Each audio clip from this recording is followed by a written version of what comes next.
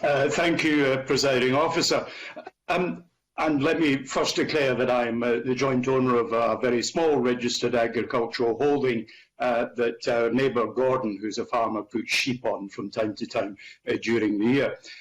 Let me start by congratulating Emma Harper on all the work that she's undertaken in the preparation of her bill and the process of taking it through Parliament.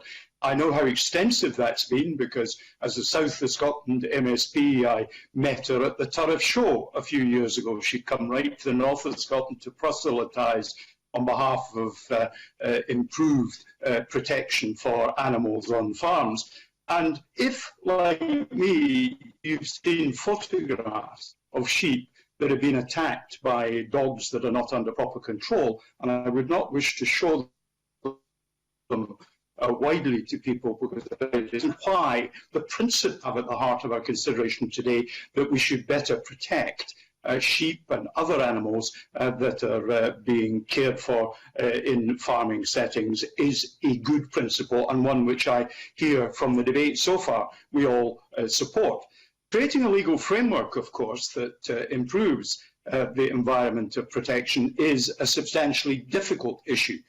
As the committee's investigation of this bill has demonstrated and others have made the contribution. So I welcome the fact that there appears to be a clear way forward to bring this bill home to the statute book after subsequent phases of consideration.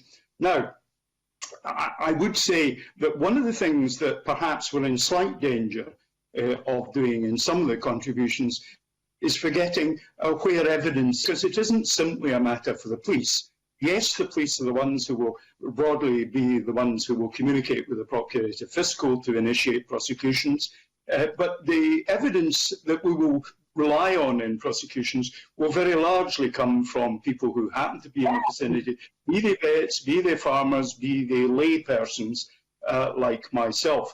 And it's important to remember, of course, that we would, in a court setting, test that evidence as is proper to the person who might be accused of an offence. It's worth saying, many years ago when I was a water bailiff, under now obsolete legislation, I could enter premises with the warrant card that I held.